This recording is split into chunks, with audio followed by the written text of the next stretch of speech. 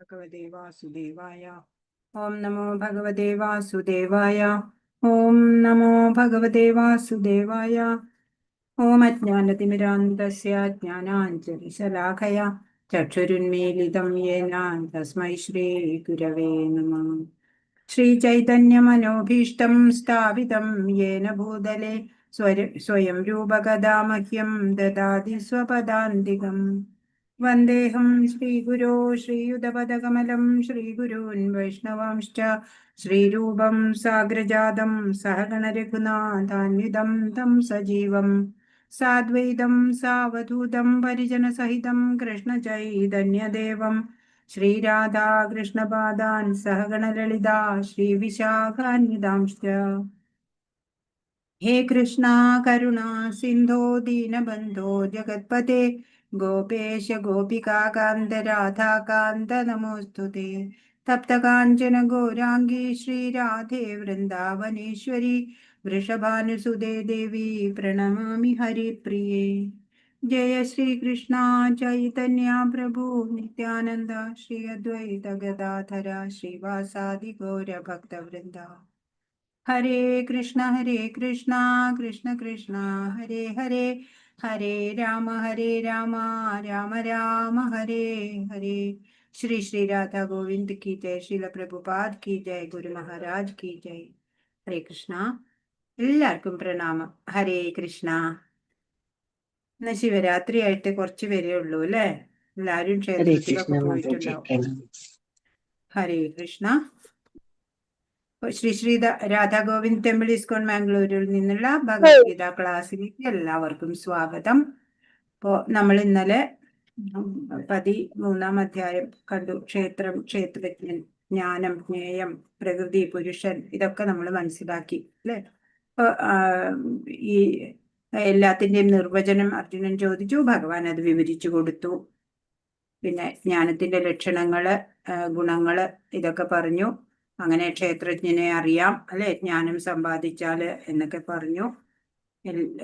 സർവത പാണിപാദം ദൽ സർവതോക്ഷി ശിരോമുഖം സർവത ശ്രുതിമല്ലോകെ സർവമാവൃത്യ തിഷ്ഠതി എന്നുള്ള കൈകളും കാലുകളും അനേകം നേത്രങ്ങളും ഒക്കെ ആയിട്ട് എല്ലായിടം വ്യാപിച്ച് ആ പരമാത്മാവ് സ്ഥിതി ചെയ്യുന്നുണ്ട് അല്ലെ. അപ്പോ ആധ്യാത്മിക ലോകത്തിലെ ആസ്വാദകൻ ഭഗവാനാണ്. ഭഗവാന്റെ സേവനം ചെയ്ത് മറ്റെല്ലാവരും അല്ലെ, ചില ജീവാത്മാക്കൾക്ക് ഭൗതിക സുഖം ആഗ്രഹം ഉണ്ടാവും. അത് ആസ്വദിക്കാൻ തക്ക ശരീരം നൽകിയിട്ടാണ് ഭഗവാൻ ഈ ഭൗതിക ലോകത്തേക്ക് അയക്കുന്നത് അല്ലെ. ഭഗവാനെ വേർപെട്ടിട്ട് ഈ ഭൗതിക ലോകത്തിൽ എത്തിയാല് ജീവാത്മാവ് മായയാല് എല്ലാമേ മറന്നു പോവുകയാണ്. ഹരേ കൃഷ്ണ. എല്ലാം മറന്നു പോകുന്നു. അങ്ങനെ പിന്നെ വീണ്ടും തെറ്റുകളിലേക്ക് പോവുകയാണ് ചെയ്യണത്. അപ്പോൾ ജ്ഞാനം സമ്പാദിക്കണം നമ്മൾ അല്ലെ.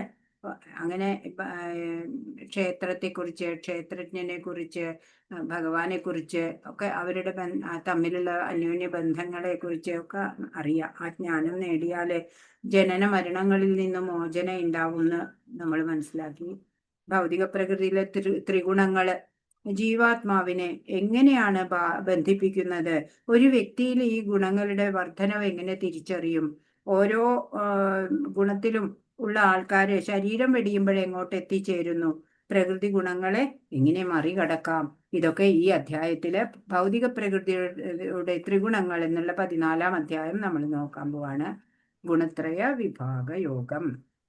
അപ്പോ നിർഗുണനും നിരാകാരനും സർവത്ര നിറഞ്ഞിരിക്കുന്നവനുമായിട്ടുള്ള ആ പരമാത്മാവ് തന്നിൽ ലയിച്ചിരിക്കുന്ന ആ പ്രകൃതിയെ ചലിപ്പിക്കുമ്പോൾ, അല്ലെങ്കിൽ ആ പ്രകൃതി ചലിച്ച് വരുമ്പോൾ അതുവരെ സാമ്യാവസ്ഥയിലായിരുന്ന ആ ത്രിഗുണങ്ങളൊക്കെ, സത്വരജസ്തമോ ഗുണങ്ങളൊക്കെ അല്ലെ, ഗുണഭേദങ്ങള് ഇവയ്ക്ക് ക്ഷോഭം സംഭവിക്കുമ്പോഴാണ്, അല്ലെങ്കിൽ ഈ ത്രിഗുണങ്ങൾക്ക് ഏറ്റക്കുറച്ചിൽ ഉണ്ടാവുമ്പോഴാണ് ഇവിടെ ഈ ക്ഷേത്രങ്ങളുടെ ഒക്കെ കാഴ്ച ഉണ്ടാവുന്നത്.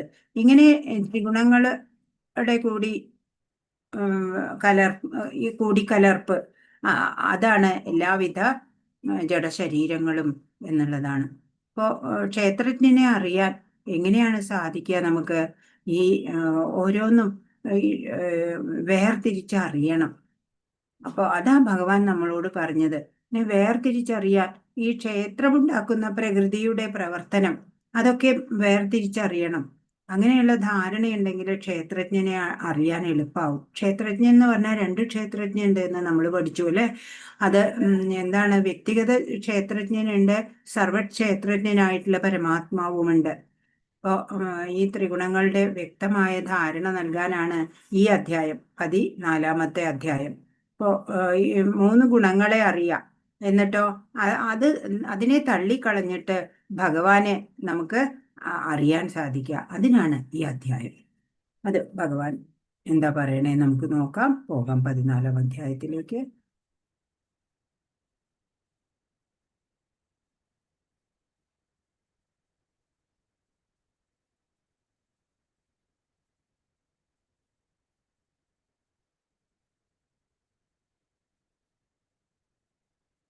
ഹരേ കൃഷ്ണ. ഇപ്പോൾ 14-ാമത്തെ അധ്യായം. ശ്രീ രാധാ ഗോവിന്ദ് കി ജയ്. 5 വിഭാഗങ്ങളാണ്. 1 മുതൽ 4 വരെയുള്ള ശ്ലോകങ്ങള് ജീവാത്മാക്കളുടെ മുക്തിയും ബന്ധനവും. 5 മുതൽ 9 വരെ ശ്ലോകങ്ങളില് ത്രിഗുണങ്ങളാൽ ശുദ്ധാത്മാവിന്റെ ബന്ധനത്തിന്റെ വിവരണമാണ്. 10 മുതൽ 13 വരെ ശ്ലോകങ്ങള് ഒരു വ്യക്തിക്കുള്ളിലെ ഗുണത്തിന്റെ മേൽക്കോയ്മയെ തിരിച്ചറിയാമെന്നാണ്.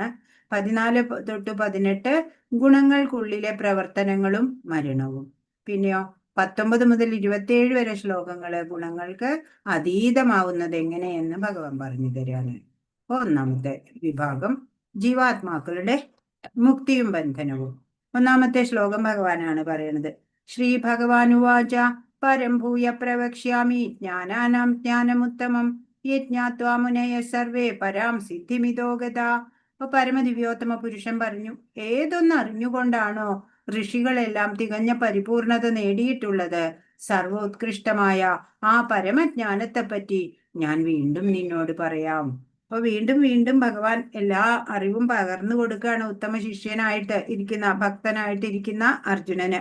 ഏതൊന്നറിഞ്ഞാണോ സത്യദർശികളെ ഈ ദുഃഖസാഗരത്തിനെ മറികടന്നത്, ആ പരമമായിട്ടുള്ള സത്യത്തെക്കുറിച്ച് ഞാൻ പറഞ്ഞു തരാം എന്ന് പറയാണ്. അപ്പോൾ ഭഗവാൻ അല്ലാത്തതിനെ എല്ലാം തള്ളിക്കളഞ്ഞുകൊണ്ട് നമുക്ക് എങ്ങനെ മുന്നേറാം എന്ന് ഇവിടെ വ്യക്തമാക്കുകയാണ്. തത്വജ്ഞാനപരമായ ഊഹാപോഹ പ്രക്രിയകളിലൂടെ ഈ അധ്യായത്തെ ഉൾക്കൊള്ളുന്ന ഒരാൾക്ക് ഭക്തിയുത സേവനത്തിന്റെ പ്രഭാവം സ്പഷ്ടമാകും. ഭക്തിയുത സേവനം അല്ലെ, പ്യുവർ ഡിവോഷണൽ സർവീസ്, അതിനെയാണ് ഊന്നി പറയണത് ഈ അധ്യായത്തില്. ഇപ്പൊ ഒരു ജഡ ശരീരം കാണുമ്പോൾ എന്താണ് ഇപ്പൊ ജീവനുള്ള ആൾക്കും ഈ ജഡത്തിനും തമ്മിൽ എന്താ വ്യത്യാസം? കയ്യ കാലം ഒക്കെ അതുപോലെ തന്നെ ഉണ്ട് അല്ലെ. എന്തോ ഒന്നിന്റെ കുറവ് അതിലുണ്ട്. അതെന്താണ്? അതറിയാം. ആ സത്യമല്ലാത്തത് എന്തോ അതിനെ സാക്ഷിഭാവത്തിൽ കണ്ടിട്ട് തള്ളിക്കളയാ അല്ലെ. സത്യമല്ലാത്തത് ഏതാ? ആ ജഡവസ്തു ആയിരിക്കുന്ന ശരീരം. സത്യമായിട്ടുള്ളത് ഏതാ? ആത്മാവ് അല്ലെ, ക്ഷേത്രജ്ഞൻ എന്ന് ഈ കഴിഞ്ഞ അധ്യായത്തിൽ നമ്മൾ കണ്ടു.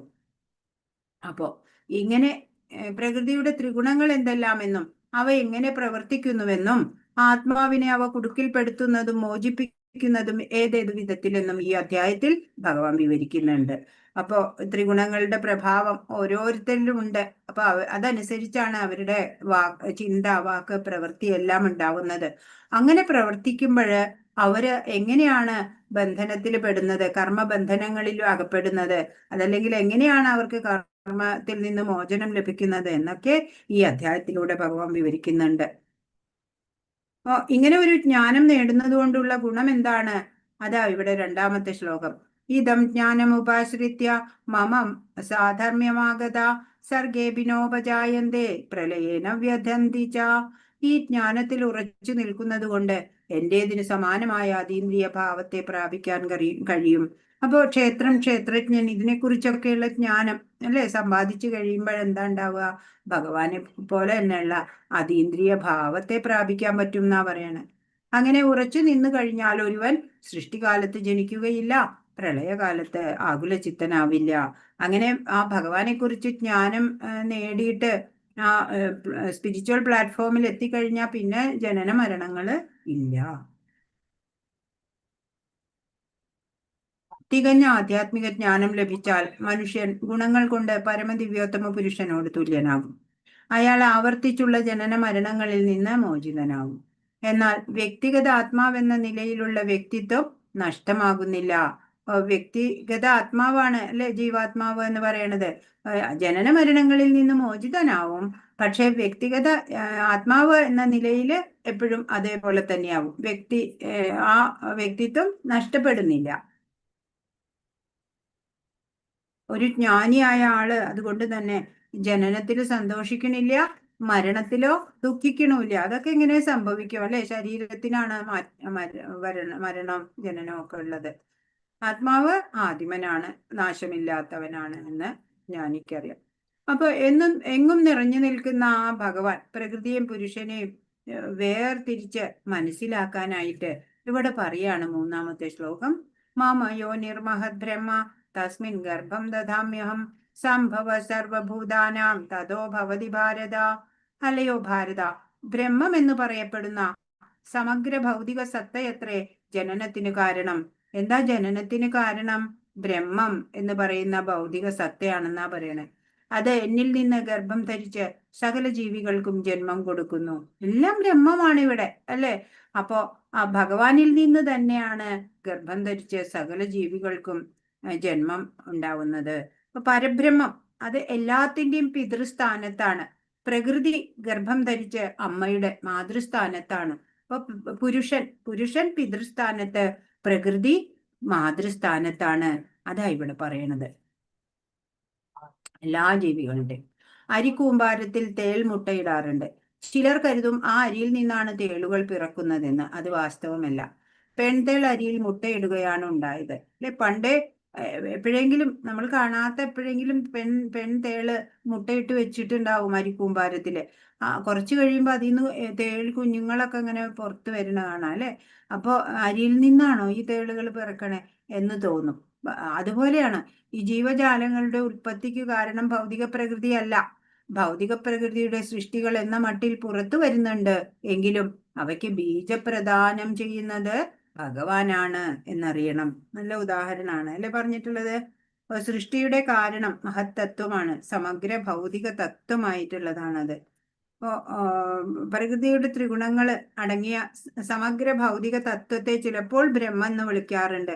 പരമപുരുഷൻ സമഗ്ര ഭൗതിക തത്വത്തെ പൂരിതമാക്കും. അങ്ങനെ എണ്ണമറ്റ വിശ്വങ്ങള് ഉണ്ടാവുണ്ട് അല്ലെ? ഭഗവാന്റെ ചർമ്മസുഷിരങ്ങളിൽ നിന്ന് billions and billions of universes ഉണ്ടാകുന്നുണ്ട്.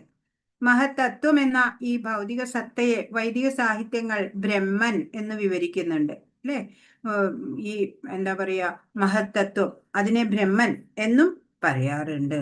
ഏതാണ് ആദ്യം ആവിർഭവിച്ചത്? അതാ ഇവിടെ പറയണത് നാലാമത്തെ ശ്ലോകം. സർവയോനിഷു കൗന്ദേയ മൂർത്തയ സംഭവന്തിയ താസാം ബ്രഹ്മ മഹദ്യോനിരഹം ബീജപ്രദപിത. ഹേ കുന്തിപുത്ര, നാനാരൂപേണയുള്ള ജീവിവർഗങ്ങൾക്കെല്ലാം ഈ ഭൗതിക പ്രകൃതിയിൽ ജന്മമെടുക്കാൻ അവസരം നൽകിയത് ഞാനാണ്. പറയാണ് പലതരത്തിലുള്ള ജീവിവർഗങ്ങളുണ്ട് അല്ലെ? എത്രയുണ്ട്? 84 ലക്ഷം തരമുണ്ട് എന്നാ പറയണത്. അപ്പൊ അതിനെല്ലാത്തിനും ജന്മമെടുക്കാൻ അവസരം കൊടുക്കുന്നത് ആരാണ്? ഭഗവാനാണ് അല്ലെ? പ്രകൃതിയിൽ ജന്മമെടുക്കാൻ അവയുടെ ബീജപ്രദാതാവായ പിതാവ് ഭഗവാൻ തന്നെ എന്ന് നമ്മൾ അറിയണം. അപ്പൊ ഈ 84 ലക്ഷം എന്ന് പറയുമ്പോ എത്രയാണ്? 4 ലക്ഷം ടൈപ്പ് മനുഷ്യർ തന്നെയുണ്ട്, ഹ്യൂമൻ ബീയിങ് തന്നെയുണ്ടെന്നാ പറയണേ. 20 ലക്ഷം പ്ലാന്റ്സ് വരും എന്നാ പറയണേ. അതുപോലെ 30 ലക്ഷം ആനിമൽസ് വരും. മൃഗങ്ങള് 30 ലക്ഷം ടൈപ്പ് മൃഗങ്ങളുണ്ട്. 10 ലക്ഷം തരം പക്ഷി വർഗങ്ങളുണ്ട്. 11 ലക്ഷം ഇൻസെക്ട്സ്, റെപ്റ്റൈൽസ് ഉണ്ട്. എന്ന് വെച്ചാൽ ഈ ചെറു പ്രാണികള്, ജന്തുക്കള് അങ്ങനെയുള്ളതൊക്കെ 11 ലക്ഷത്തോളം വരും ഇത്രേ. പിന്നെ 9 ലക്ഷം അക്വാറ്റിക് എന്ന് പറഞ്ഞാൽ ജലജീവികള് 9 ലക്ഷത്തോളം വരും. അങ്ങനെയാ ഈ 84 ലക്ഷത്തിന്റെ സ്പ്ലിറ്റപ്പ് പറയുകയാണെന്നുണ്ടെങ്കിൽ അവയുടെ എല്ലാം ബീജപ്രദാതാവായിട്ടുള്ള പിതാവ് ഭഗവാൻ തന്നെയാണ് എന്ന് പറയാണ്. സൃഷ്ടിയുടെ ആരംഭത്തിൽ പൂർവകർമാനുസൃതമായി ഭിന്ന രൂപങ്ങളിൽ പിറവിയെടുക്കുന്ന ജീവസത്തകളാൽ പൂരിതമാണ് ഭൗതിക ലോകം എന്നു സാരം. അപ്പൊ എങ്ങനെയാ നമുക്ക് ഓരോരോ ടൈപ്പ് ശരീരം കിട്ടണത്? ഇപ്പൊ നമുക്ക് മനുഷ്യ ശരീരം കിട്ടിയിട്ടുണ്ട് അല്ലെ? മനുഷ്യജന്മം, മനുഷ്യ ശരീരം, കഴിഞ്ഞ മുൻ ജന്മങ്ങളൊക്കെ നമ്മളുടെ എന്തായിരുന്നു നമുക്ക് അറിഞ്ഞുകൂടാ അല്ലെ? പന്നിയായിട്ടോ പാറ്റയായിട്ടോ ആനയായിട്ടോ ഒന്നും, പാമ്പായിട്ടോ ഒന്നും നമുക്ക് അറിഞ്ഞുകൂടാ.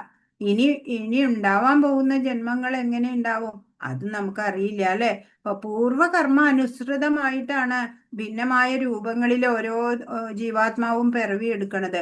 അപ്പൊ ഇന്നലെ നമ്മൾ ചെയ്ത കർമ്മത്തിന്റെ ഫലമാണ് നമ്മൾ ഇന്ന് അനുഭവിക്കണത് എങ്കിൽ ഇന്നിപ്പോ നമുക്ക് നല്ല കർമ്മങ്ങൾ ചെയ്യണം അല്ലെ? അപ്പോഴാണ് നാളെ നമുക്ക് നന്മയിലേക്ക് വരാൻ പറ്റുള്ളൂ. ഇപ്പൊ പറയാണ് പൂർവകർമ്മ അനുസൃതമായിട്ട് ഭിന്ന രൂപങ്ങളില് ജീവസത്തകൾ പിറവിയെടുക്കുകയാണ്. അങ്ങനെ അവരെ കൊണ്ട് പൂരിതമാണ് ഈ ഭൗതിക ലോകം എന്ന് പറയാണ്.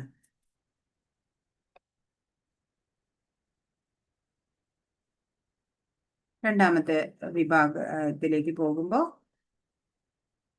ത്രിഗുണങ്ങളാൽ ശുദ്ധാത്മാവിന്റെ ബന്ധനത്തിന്റെ വിവരണമാണ് പറയണത്. ഒന്നിനോടും ബന്ധമില്ലാത്ത ആ ഭഗവാന്റെ അംശങ്ങളാണ് ജീവാത്മാക്കൾ അല്ലെ? അപ്പൊ എന്തുകൊണ്ടാണ് അവര് ബദ്ധരാവുന്നത്? അതാ 5-ാമത്തെ ശ്ലോകം പറയുന്നത്. സത്വം രജസ്തമയിതി ഗുണ പ്രകൃതി സംഭവ നിബധ്നന്തി മഹാബാഹോ ദേഹേ ദേഹിനമവ്യയം. ഹേ മഹാബാഹുവായ അർജുന, 3 ഗുണങ്ങൾ അടങ്ങിയതാണ് ഭൗതിക പ്രകൃതി. അപ്പൊ ഈ ഭൗതിക പ്രകൃതി 3 ഗുണങ്ങൾ അടങ്ങിയിട്ടുള്ളതാണ്. സത്വം, രജസ്, തമസ്. ശാശ്വതനായ ജീവാത്മാവിന് പ്രകൃതി സംയോഗമുണ്ടാകുന്നതോടെ അത് ഈ ഗുണങ്ങളാൽ ബദ്ധനാവുന്നു. ഇപ്പൊ ജീവാത്മാവ് ശാശ്വതനാണ്. പക്ഷെ അത് ഈ പ്രകൃതി, ഭൗതിക പ്രകൃതിയുമായിട്ട് സംയോഗം ഉണ്ടാവുമ്പോഴാണ് ഈ ത്രിഗുണങ്ങളാല് ബദ്ധനാവുന്നത് എന്ന് പറയാണ്. ഇവിടെ കാണിച്ചിട്ടുണ്ട് അല്ലെ? ത്രിഗുണങ്ങളാണ് നമ്മളെ പിടിച്ചു വലിക്കണത്.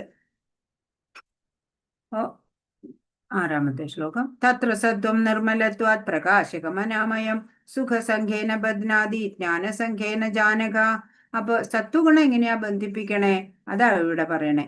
ഹേ പുണ്യാത്മാവേ, മറ്റുള്ളവയെ അപേക്ഷിച്ച് വിശുദ്ധമാകയാൽ സത്വഗുണം പ്രകാശമാനവും എല്ലാ പാപങ്ങളിൽ നിന്നും മോചിപ്പിക്കുന്നതുമാണ്. അപ്പൊ സത്വഗുണാണ് ഏറ്റവും വിശുദ്ധമായിട്ടുള്ളത് മറ്റു 2 ഗുണങ്ങളെ അപേക്ഷിച്ചിട്ട്. അത് പ്രകാശമാനമാണ്. ഒരു വ്യക്തിയെ എല്ലാ പാപങ്ങളിൽ നിന്ന് മോചിപ്പിക്കുന്നതാണ് സത്വഗുണം.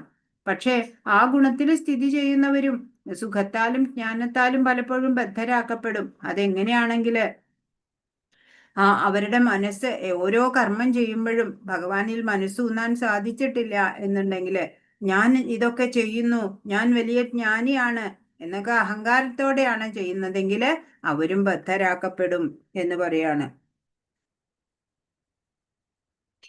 ഒരു ജീവസത്ത ഗുണാവസ്ഥയിലാകുമ്പോൾ താൻ മറ്റുള്ളവരെക്കാൾ ജ്ഞാനത്തിൽ മുന്നേറിയെന്നും അങ്ങനെ അവരെക്കാൾ ഉത്കൃഷ്ടനായിരിക്കുന്നു എന്നുമുള്ള അഹങ്കാരം അയാളെ ബാധിച്ചേക്കാം. അങ്ങനെ അയാൾ ബദ്ധനാകുന്നു. ഇതിനുള്ള ഉത്തമ ഉദാഹരണങ്ങളാണ് ശാസ്ത്രകാരന്മാരും തത്വചിന്തകരും. അവരുടെയൊക്കെ വിചാരം അവരെ പോലെ ആരും ഇല്ല അല്ലെ? പണ്ഡിതന്മാര്, പഠിപ്പുള്ള അറിവുള്ളവര് എന്ന്. അപ്പൊ അവരൊക്കെ ബദ്ധരാവും ഈ ഭൗതിക ലോകത്തിൽ തന്നെ. അപ്പോ നമ്മള് എത്ര അറിവുള്ളവരാണെങ്കിലും എത്ര പരോപകാരം ചെയ്യുന്നവരാണെങ്കിലും അല്ലെ, തൃണാദപി സുനീജേന, പുല്ലിനേക്കാൾ ചെറിയവനാണെന്ന് ധരിക്കണം അല്ലെ? അല്ലെങ്കിൽ എന്തുണ്ടാവും? ഇവിടെ തന്നെ ബദ്ധനസ്ഥനായിട്ട് ഈ ഭൗതിക ലോകത്ത് തന്നെ ജനിച്ചു മരിച്ച് ജീവിക്കേണ്ടതായിട്ട് വരും. ഇനി രജോ ഗുണികൾ എങ്ങനെയാ ബദ്ധരാവണേന്നാണ് 7-ാമത്തെ ശ്ലോകം പറയണത്. രജോരാഗാത്മകം വിദ്ധി തൃഷ്ണ സംഘസമുദ്ഭവം തന്നിബധ്നാദി കൗന്ദേയ കർമ്മസംഖ്യേന ദേഹിനം. അല്ലയോ കുന്തി നന്ദന, അളവറ്റ തൃഷ്ണാധിക്യത്താൽ തൃഷ്ണാധിക്യത്തിൽ നിന്നുളവാകുന്നത് അത്രേ രജോ ഗുണം. ദേഹസ്ഥനായ ജീവനെ അത് ഭൗതികമായ ഫലോദിഷ്ട കർമ്മങ്ങളിൽ കുടുക്കിയിടുന്നു. ഇപ്പൊ ആഗ്രഹം, തൃഷ്ണ എന്ന് പറഞ്ഞാല് ആഗ്രഹം, അളവറ്റ ആഗ്രഹമാണ് രജോ ഗുണികൾക്ക്. അതിൽ നിന്നാണ് രജോ ഗുണം ഉണ്ടാവുന്നത്. ദേഹസ്ഥനായിട്ടുള്ള ജീവനെ അത് ഭൗതികമായ ഫലോദിഷ്ട കർമ്മങ്ങളില് കുടുക്കിയിടുകയാണ് ചെയ്യണത്. കൂടുതൽ കൂടുതൽ നേട്ടത്തിന് വേണ്ടിയിട്ടല്ലേ ആഗ്രഹിച്ച് കൂടുതൽ കർമ്മങ്ങൾ ചെയ്യും. അങ്ങനെ കൂടുതൽ കർമ്മബന്ധനത്തിലാവും. ഫലോദിഷ്ട കർമ്മങ്ങളാണ് ചെയ്യുന്നതേ. ഫലം ആഗ്രഹിച്ചിട്ട് ചെയ്ത് അങ്ങനെ തൃഷ്ണാധിക്യത്താൽ അവര് കുടുക്കിൽ പെടുന്നു അല്ലെ? ഈ ഭൗതിക ലോകത്ത് തന്നെ കുടുങ്ങിക്കിടക്കേണ്ടി വരുന്നു. സ്ത്രീ പുരുഷന്മാർക്ക് തമ്മിലുള്ള ആസക്തിയാണ് രജോ ഗുണത്തിന്റെ മുഖ്യ സ്വഭാവം. സ്ത്രീക്ക് പുരുഷനിലും പുരുഷന് സ്ത്രീയിലും ആകർഷണമുണ്ട്. ഇതിനെ രജോ ഗുണം എന്ന് പറയും. ഇപ്പൊ രജോ ഗുണികള് അല്ലെ, സെക്സ് ഡിസയർ ഒക്കെ കുറച്ച് കൂടുതലായിരിക്കും. പിന്നെ പണം, പദവി ഇതൊക്കെ ഉണ്ടാക്കാനുള്ള തത്രപ്പാട് കുറച്ച് കൂടുതൽ ചെയ്യും. അങ്ങനെയൊക്കെ. ഇനി തമോ ഗുണത്തിൽപ്പെട്ടവരോ, 8ാമത്തെ ശ്ലോകം.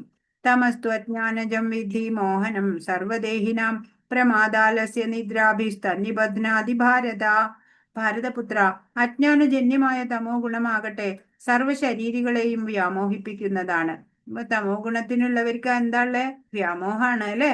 ഈ ഗുണത്തിന്റെ ഫലങ്ങളായ പ്രമാദം, അലസത, നിദ്ര എന്നിവ ബദ്ധ ജീവാത്മാവിനെ കുടുക്കിയിടുന്നു. തമോ ഗുണത്തിന്റെ ഫലം എന്താണ്? പ്രമാദം ഉണ്ടാവും, അലസത, നിദ്ര, അജ്ഞാനം ഒക്കെയാണ് അല്ലെ. അങ്ങനെ ആ ബദ്ധ ജീവാത്മാവിനെ ഇവിടെ തന്നെ കുടുക്കിയിടാണ് ഭൗതികതയില്. ഒരു ഉദാഹരണം, തന്റെ മുത്തച്ഛൻ മരിച്ചു, അതുകൊണ്ട് താനും മരിക്കുമെന്ന് ഏവർക്കും മനസ്സിലാക്കാവുന്നതേ ഉള്ളൂ.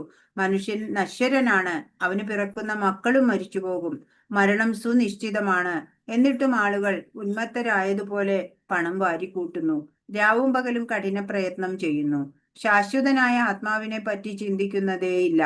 ഉന്മാദം തന്നെയാണിത്. ഇങ്ങനെ ഉന്മാദം ബാധിച്ചവർ ആധ്യാത്മിക ജ്ഞാനമാർഗത്തിൽ പുരോഗമിക്കാൻ ഒട്ടും താല്പര്യം കാണിക്കില്ല. അപ്പോ എല്ലാം അറിയാം, നമ്മുടെ കണ്ണിന്റെ മുമ്പിൽ തന്നെ എല്ലാം നമ്മൾ കാണുന്നുണ്ട് അല്ലെ. ഇന്നല്ലെങ്കിൽ കൂടി വന്നാൽ ഒരു 100 വർഷം ഒരു മനുഷ്യന് ആയുസുള്ളൂ. അങ്ങനെ ഇരിക്കെ എല്ലാവരെയും ഉപദ്രവിച്ചുകൊണ്ടും അധാർമികമായിട്ടും ഒക്കെ ഇങ്ങനെ പണം സമ്പാദിക്കാൻ വേണ്ടി പല ദുഷ്പ്രവർത്തികളും ഒക്കെ ചെയ്തു കൂട്ടും അല്ലെ. അപ്പൊ ഇങ്ങനെ ആത്മാവിനെ പറ്റി ചിന്തിക്കണില്ല അല്ലെ. ആത്മാവിനെ അത് കുടുക്കില് പെടുത്തിയിടും എന്നൊന്നും ചിന്തിക്കണില്ല. അജ്ഞാനം കൊണ്ടാണത്. 3 ഗുണങ്ങൾ എന്താണെന്ന് പറഞ്ഞു. ഒരിക്കൽ കൂടി സംഗ്രഹിച്ച് പറയാണ് 9ാമത്തെ ശ്ലോകം. സത്വം സുഖേ സഞ്ജയതി രജകർമ്മണി ഭാരത ജ്ഞാനമാവൃത്യതു തമാ പ്രമാദേ സംജയത്യുത. അല്ലയോ ഭാരതപുത്ര, സത്വഗുണം ഒരാളെ സുഖം കൊണ്ട് ബന്ധിക്കുമ്പോൾ രജോ ഗുണം കാമ്യകർമ്മങ്ങൾ കൊണ്ടാണ് ബന്ധിക്കുക. ജ്ഞാനത്തെ ആവരണം ചെയ്യുന്ന തമോ ഗുണമാകട്ടെ ഉന്മാദം കൊണ്ടും ഒരാളെ ബന്ധിക്കുന്നു. ഇപ്പൊ എങ്ങനെയാണ് ഇതൊക്കെ ബന്ധനത്തിൽ വരണേ? അത് 3ന്റെയും പറഞ്ഞു. ഒന്നുകൂടെ പറയാണ്. സത്വഗുണം ഒരാളെ എങ്ങനെയാ ബന്ധിക്കണേ? സുഖം കൊണ്ടാണ് ബന്ധിക്കണത്. രജോ ഗുണമോ കാമ്യകർമ്മങ്ങൾ കൊണ്ടാണ് ബന്ധിക്കുക. ജ്ഞാനത്തെ ആവരണം ചെയ്യുന്ന തമോ ഗുണമോ ഉന്മാദം കൊണ്ടും ഒരാളെ ബന്ധിക്കുന്നു. അപ്പൊ 3 ഗുണങ്ങളും ഇവിടെയും പറയാണ് ബന്ധനം. അപ്പൊ ആത്മീയ അനുഭവം അതിന് താല്പര്യം ഉണ്ടാവണം. അതാണ് സത്വഗുണത്തിലുള്ളവരുടെ കാര്യം. പിന്നെ ഈ രജോ ഗുണത്തിലാണെങ്കിലോ നേട്ടത്തിന് വേണ്ടി പ്രയത്നം ചെയ്യുക. അങ്ങനെ ചിലപ്പോൾ ക്ഷണിക സുഖങ്ങളൊക്കെ കിട്ടിയെന്ന് വരാം. തമോ ഗുണാണെങ്കിലോ കലുഷിതമായിട്ട് അന്ധകരണം ഉണ്ടാവും, ഉന്മാദം, അജ്ഞത ഒക്കെ ആയിരിക്കും. കൃഷ്ണ. 3 ഗുണങ്ങളില് സത്വഗുണത്തിന് പ്രാധാന്യം ഉണ്ടാവുന്നത് എങ്ങനെ, തമോ ഗുണത്തിന് പ്രാധാന്യം ഉണ്ടാവുന്നതും ആണ് ഇവിടെ പറയുന്നത്. 10ാമത്തെ ശ്ലോകം. രജസ്തമശ്ചാഭിഭൂയ സത്വം ഭവതി ഭാരത രജസത്വം തമശ്ചൈവ തമസത്വം രജസ്തഥാ. അല്ലയോ ഭാരത, ചിലപ്പോൾ സത്വഗുണം രജസ് തമോ ഗുണങ്ങളെ തോൽപ്പിച്ചുകൊണ്ട് മുന്നേറും. ചിലപ്പോൾ രജസ് സത്വതമോ ഗുണങ്ങളെ കീഴടക്കുന്നു. മറ്റു ചിലപ്പോൾ സത്വ രജസ്സുകളെയും. ഈ വിധത്തിൽ എപ്പോഴും ആധിപത്യത്തിനുള്ള മത്സരം നിലനിൽക്കുന്നു. ഈ 3 ഗുണങ്ങളും കൂടെ മത്സരാണ്, ഏത് മുന്നിട്ട് നിൽക്കണം എന്നുള്ളത്. അപ്പൊ ഏത് മുന്നിട്ട് കൊണ്ടുവരണം എന്ന് നമ്മളുടെ കഴിവാണ് അല്ലെ. ഭൗതിക പ്രകൃതിക്ക് 3 ഗുണങ്ങൾ ഉണ്ടെങ്കിലും സ്ഥിര നിശ്ചയമുള്ളവർക്ക് സത്വഗുണത്താൽ അനുഗ്രഹീതരാവാം അല്ലെ. എങ്ങനെ ഭക്തിയിൽ ഉറച്ചു നിൽക്കാൻ സാധിക്കുക? അപ്പൊ തനിയെ സത്വഗുണത്തിലേക്ക് ഉയരും. അതിനെയും അതിക്രമിച്ച വാസുദേവാവസ്ഥ എന്ന വിശുദ്ധ സത്വത്തിലെത്താം. ഈ 3 ഗുണം സത്വഗുണത്തിലെത്താം ആദ്യം, പിന്നെ സത്വഗുണത്തിന്റെ മേലെ വരാൻ പറ്റും. അതാണ് വാസുദേവാവസ്ഥ, അതാണ് വിശുദ്ധ സത്വഗുണം എന്ന് പറയുന്നത്. മഹാത്മാക്കളൊക്കെ വിശുദ്ധ സത്വഗുണത്തിലുള്ള വാസുദേവാവസ്ഥയിൽ എത്തിയവര് തന്നെയാണ്. ഒരാളിൽ തന്നെ എല്ലാ ഗുണങ്ങളും ഉണ്ടാവും. അപ്പൊ പരിശീലനത്തിലൂടെ നമ്മൾക്ക് അത് വളർത്തിയെടുക്കാം, നല്ല ഗുണങ്ങളിലേക്ക് വരാം. ഉദ്ധരേത് ആത്മനാത്മാനം എന്ന് ഭഗവാൻ തന്നെ പറഞ്ഞു തന്നു. നമ്മൾ തന്നെയാ നമ്മളെ ഉയർത്തേണ്ടത് അല്ലെ. അപ്പോ നമ്മൾ നമ്മളെ തന്നെ വാച്ച് ചെയ്യുക. ഇപ്പൊ നമ്മുടെ അകത്ത് എന്ത് ഗുണമാണ് നമ്മളിലുള്ളത്, അതിനെ നമ്മൾ തമോ ഗുണമാണ് ഉള്ളതെങ്കിൽ രജോ ഗുണത്തിലേക്ക് വരിക, രജോ ഗുണമാണെങ്കിൽ സത്വഗുണത്തിലേക്ക് വരാൻ നമ്മൾ ശ്രമിക്കണം. സത്വഗുണം നമ്മുടെ ഉള്ളില് എങ്ങനെ പ്രകാശിക്കുന്നു? അതാ ഇവിടെ 11ാമത്തെ ശ്ലോകം പറയുന്നത്. സർവദ്വാരേഷു ദേഹേസ്മിൻ പ്രകാശ ഉപജായതേ ജ്ഞാനം യഥാ തഥാ വിദ്യാത് വിവൃദ്ധം സത്വമിത്യുത. ശരീരത്തിന്റെ എല്ലാ ദ്വാരങ്ങളും ജ്ഞാനത്താൽ പ്രകാശിതമാകുമ്പോൾ സത്വഗുണത്തിന്റെ പ്രഭാവം അനുഭവപ്പെടുന്നു. അപ്പൊ ശരീരത്തിലെ എല്ലാം പ്രകാശമാനമായി കാണുകയാണെന്നുണ്ടെങ്കിൽ നമുക്ക് പറയാം സത്വഗുണത്തിന്റെ പ്രഭാവമാണ് എന്നും നമുക്ക് മനസ്സിലാക്കാം. ഉള്ളില് നിറഞ്ഞിരിക്കുന്ന പ്രകാശം ആണ് അറിയാൻ പറ്റുക. ഇനി രജോ ഗുണം എങ്ങനെയാ മനസ്സിലാക്കുക? അതാ 12 പറയാം. ലോഭ പ്രവൃത്തിരാരംഭ കർമ്മണാമശമസ്പൃഹ രജസ്യേതാനി ജായന്തേ വിവൃദ്ധേ ഭരതർഷഭ. ഹേ ഭരതശ്രേഷ്ഠ, രജോ ഗുണം വർദ്ധിക്കുമ്പോൾ അതിയായ ആസക്തി, ഫലോദിഷ്ടമായ പ്രവർത്തനം, കഠിനമായ പ്രയത്നം, അടക്കാനാവാത്ത ആഗ്രഹം, മോഹാവേശം എന്നീ ലക്ഷണങ്ങൾ ഉണ്ടാവുന്നു. രജോ ഗുണം ഉണ്ടാവുമ്പോ എന്തൊക്കെയാണ്? അതിയായ ആസക്തി, അത്യാഗ്രഹങ്ങളാ, ഫലോദിഷ്ട പ്രവർത്തനങ്ങൾ കുറെ ചെയ്യും, ഫലം ഉദ്ദേശിച്ചിട്ടേ കുറെ കർമ്മം ചെയ്യും, കഠിനമായി പ്രയത്നിക്കുക, അടക്കാനേ പറ്റണില്ല ആഗ്രഹങ്ങള്, മോഹാവേശം, അങ്ങനെയുള്ള ലക്ഷണങ്ങളൊക്കെ രജോ ഗുണത്തിന്റെ ഫലമായിട്ടാണ്. നമ്മുടെ കാഴ്ചപ്പാടും ജീവിതത്തോടുള്ള സമീപനവും മാറ്റിയാല് രജോ ഗുണിക്ക് സത്വഗുണി ആവാൻ പറ്റും. ആത്മീയത ജീവിതത്തിന് എത്രയോ ആവശ്യമാണ് എന്ന് ഇവരറിയുന്നില്ല അല്ലെ? രജോ ഗുണികള് പണം, പദവി, അധികാരം ഇവയ്ക്കായിട്ട് ഇങ്ങനെ ഓടി നടക്കുകയാണ് ചെയ്യുന്നത്. അവര് രജോ ഗുണ സ്വഭാവി തനിക്ക് കിട്ടിയിട്ടുള്ള സ്ഥാനത്താൽ ഒരിക്കലും സംതൃപ്തനാകാറില്ല. അത് ഉയർത്താനായി ആഗ്രഹിച്ചു കൊണ്ടേയിരിക്കും. ഇപ്പൊ രജോ ഗുണി അത്യാർത്ഥിയുള്ളവനായാല് അവൻ ഒരു തമോ ഗുണിയായി പോകാൻ സാധ്യതയുണ്ട് പറയാണ്. 13. അപ്രകാശോ പ്രവൃത്തിശ്ച പ്രമാദോ മോഹയേവച തമസ്യേതാനി ജായന്തേ വിവൃദ്ധേ കുരുനന്ദന. തമോ ഗുണം വളരുമ്പോൾ തേജസ്സില്ലായ്മ, അകർമ്മണ്യത, പ്രമാദം, വ്യാമോഹം എന്നിവ പ്രകടമാകുന്നു. ഇപ്പൊ തമോ ഗുണികൾക്ക് പതനമുണ്ടാവും അല്ലെ? അവർക്ക് തേജസ്സില്ല, കർമ്മം ചെയ്യില്ല, പ്രമാദം, വ്യാമോഹം എന്നിവയൊക്കെയാണ് തമോ ഗുണത്തിന്റെ ഫലമായിട്ട് ഉണ്ടാവുന്നത്. അപ്പൊ മരണസമയത്ത് ഗുണവർദ്ധന അനുസരിച്ച് എത്തിച്ചേരുന്നത് എവിടെയാണ്? അതാണ് ഇവിടെ 14ാമത്തെ ശ്ലോകം പറയുന്നത്. യഥാ സത്വേ പ്രവൃദ്ധേ തു പ്രളയം യാതി ദേഹഭൃത് തദോത്തമവിധാം ലോകാൻ അമലാൻ പ്രതിപദ്യതേ. സാത്വികർ മരിക്കുമ്പോൾ ഋഷിവര്യന്മാരുടെ നിർമ്മലങ്ങളായ ഉത്കൃഷ്ട ലോകങ്ങളിൽ എത്തുന്നു എന്നാ പറയണേ. അപ്പോൾ എല്ലാവരോടും നല്ല രീതിയിലെ വ്യവഹാരത്തോടെ ജീവിക്കുക അല്ലെ? നമ്മള് സാത്വികരാവുക, നല്ലവരാവുക എന്നാണ് ഇവിടെ നമുക്ക് പറഞ്ഞു തരണത്. അങ്ങനെ വരുമ്പോഴാണ് നമുക്ക് നാളെ നന്മയുണ്ടാവുക അല്ലെ? ഇന്നലെ ചെയ്ത പ്രവൃത്തിയാണ് ഇന്ന് നമ്മൾക്ക് അനുഭവമായിട്ട് വരുന്നത്. അതെപ്പോഴും ഓർത്താൽ മതി നമ്മൾ. ഹരേ കൃഷ്ണ. അമലാൻ എന്ന പദം ഇവിടെ പ്രസക്തമാണ്. രജ സ്തമോ ഗുണങ്ങൾ തീണ്ടാത്തത് എന്നാണ് അമലാൻ. മാലിന്യം പറ്റാത്തത്. അമല എന്ന് പറഞ്ഞാൽ അമലാൻ എന്ന് പറഞ്ഞാൽ മാലിന്യങ്ങൾ ബാധിച്ചിട്ടില്ല. അതായത് രജോ ഗുണം, തമോ ഗുണം ഇതൊന്നും ബാധിച്ചിട്ടില്ല. സത്വഗുണത്തിലുള്ള ആള് അല്ലെ അമലാൻ എന്ന് പറഞ്ഞാൽ. ഭൗതിക ലോകത്തിൽ മാലിന്യമുണ്ട്. ഇവിടെ ഏറ്റവും പരിശുദ്ധമായ സത്വഗുണമാണ് അല്ലെ? ഇപ്പൊ 3 ഗുണങ്ങളില് പരിശുദ്ധമായ ഗുണം സത്വഗുണാണ്. അതുകൊണ്ട് അമലാൻ എന്ന് പറഞ്ഞാല് ഈ രജോ ഗുണവും തമോ ഗുണവും ഒന്നും തീണ്ടാത്തത് എന്നാണ് അർത്ഥമാക്കുന്നത്. ഇനി 15ാമത്തെ ശ്ലോകം. രജസി പ്രളയം ഗത്വാ കർമ്മസംഗിഷു ജായതേ തഥാ പ്രലീനസ്തമസി മൂഢയോനിഷു ജായതേ.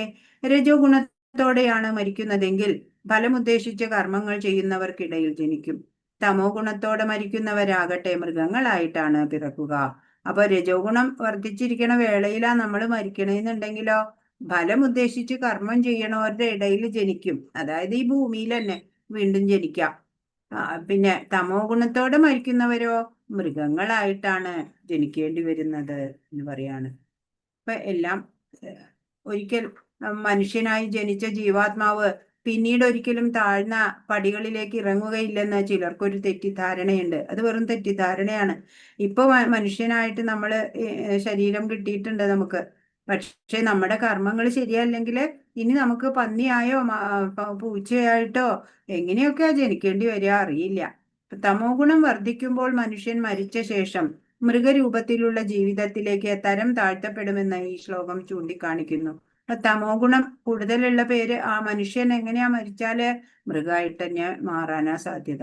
ഇങ്ങനെ അധപ്പതിച്ച നിലയിൽ നിന്ന് പരിണാമ പ്രക്രിയയിലൂടെ അയാൾക്ക് വീണ്ടും മനുഷ്യ ജീവിതത്തിലേക്ക് ഉയർന്നു വരണം. അങ്ങനെ മൃഗമായി കഴിഞ്ഞാലോ പിന്നെ വീണ്ടും എത്രയോ ജന്മങ്ങൾ ജനിച്ചിട്ട് പിന്നീട് ഒരു മനുഷ്യ ജന്മം ലഭിച്ചേക്കുള്ളൂ അല്ലേ? അപ്പൊ ഇപ്പൊ എന്ത് ചെയ്യണം? നമ്മൾ ഭഗവാനെ അറിയണം അല്ലെ? ഭഗവാന് വേണ്ടിയിട്ട് സേവനം ചെയ്യണം. അങ്ങനെ നമ്മൾ ഇപ്പോഴുള്ളേക്കാളും ഈ ജന്മത്തിൽ തന്നെ ഭഗവത് പ്രാപ്തി ഉണ്ടായില്ലെങ്കിലും ഇതിനേക്കാളും മേന്മയേറിയ ഒരു ജന്മമെങ്കിലും അടുത്തതായിട്ട് ഉണ്ടാവും. അപ്പൊ നമുക്ക് ഭക്തന്മാരുടെ ഒക്കെ ഗൃഹങ്ങളിലൊക്കെ ജനിക്കാനും ജനിച്ച കൂടുതൽ വൈകാതെ തന്നെ ഭക്തി മാർഗങ്ങൾ അവലംബിക്കാനും ഒക്കെയുള്ള അവസരങ്ങൾ വന്നു ചേരും. ഹരേ കൃഷ്ണ. 16-ാമത്തെ ശ്ലോകം എല്ലാം സംഗ്രഹിച്ച് പറയാണ്. കർമ്മണ സുഹൃതസ്യാഹു സാത്വികം നിർമ്മലം ഫലം രജസസ്തു ഫലം ദുഃഖം അജ്ഞാനം തമസഫലം. സത്കർമ്മത്തിന്റെ ഫലം വിശുദ്ധമാണ്. നമുക്കറിയാം അല്ലെ? നല്ലത് ചെയ്താൽ നന്മ തന്നെ കിട്ടും. അത് സാത്വിക ഗുണത്തിലാണെന്ന് പറയപ്പെടുന്നു. രജോ ഗുണത്തിൽ ചെയ്യുന്ന പ്രവൃത്തിയുടെ ഫലം ദുഃഖമാകുന്നു. രജോ ഗുണികൾക്ക് ആഗ്രഹം കൂടുതലാണ് അല്ലെ? കിട്ടിയില്ലെങ്കിലോ നിരാശ വരും അല്ലെ? തമോ ഗുണത്തിലെ പ്രവർത്തനങ്ങളുടെ ഫലം മൗഢ്യവും അജ്ഞാനവും. തമോ ഗുണത്തിൽ പ്രവർത്തിക്കുമ്പോ എന്താണ്? അവനവനും മറ്റുള്ളവർക്കും ഒന്നും പ്രയോജനമില്ലാത്ത കാര്യങ്ങളാവും ചെയ്യുക. ഇപ്പൊ പ്രജകളേവരും ജന്മങ്ങളിൽ മൃഗങ്ങളാകാൻ സഹായിക്കുന്ന സാമൂഹ്യ സംസ്കാരം തീർച്ചയായും മനുഷ്യരുടേതല്ല. ഇന്നത്തെ മാനവ സംസ്കാരം രജസ്തമോ ഗുണങ്ങളാൽ അങ്ങേയറ്റം വഴിപിഴയ്ക്കപ്പെട്ടതാണ്. ആപത്കരമാണ് ഈ കാലം. മനുഷ്യവർഗത്തെ ഒരു മഹാവിപത്തിൽ നിന്ന് രക്ഷിക്കാൻ വേണ്ടി സുലളിതമായ കൃഷ്ണാവബോധ പ്രക്രിയയിലേക്ക് നയിക്കാൻ എല്ലാ രാഷ്ട്രങ്ങളും ശ്രദ്ധിക്കണം.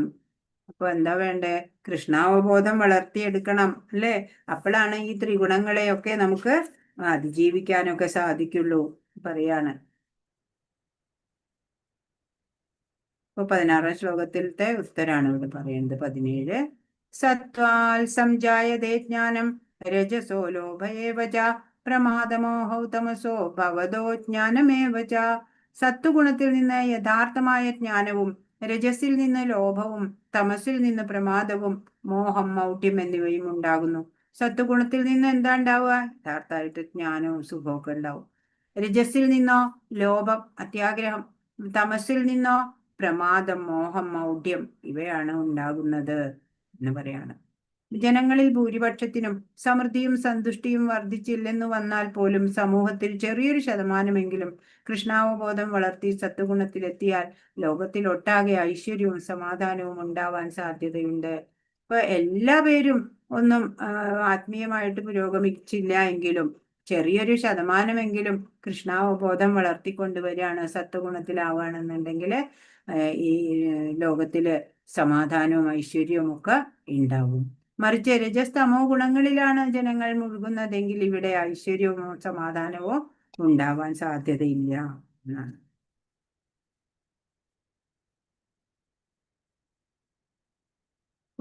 ഗതികള് ഓരോ ഗുണത്തിലുള്ളവരും മരിച്ചാല് എത്തിച്ചേരുന്ന സ്ഥലങ്ങളാണ് വിമാനം വന്ന് കൊണ്ടുപോവുക അല്ലെ?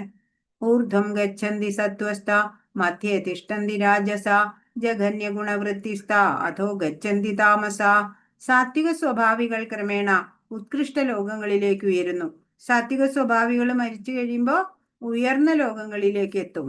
രാജസ പ്രകൃതിയുള്ളവർ ഭൂലോകങ്ങളിൽ ജീവിക്കും. അവര് ഭൂമിയിൽ തന്നെ വീണ്ടും ജനിച്ചു മരിച്ചു. നീചമായ തമോ ഗുണത്തിനടിമപ്പെട്ടവർ നരകങ്ങളിൽ പോയി നിപതിക്കും. അപ്പോ നീചമായിട്ടുള്ളവര് എന്താ ചെയ്യാ? കർമ്മങ്ങൾ ചെയ്തു വന്നവര് മരിക്കുമ്പോ നരകത്തിലാണ് പോവുക അല്ലെ? അതാ ഇവിടെ പറയണത്. അപ്പോ എത്തിച്ചേരുന്നത് ഓരോ ഗുണത്തിലുള്ളവര് ഇവിടെയാണ് എത്തിച്ചേരുക എന്ന് പറയാണ്.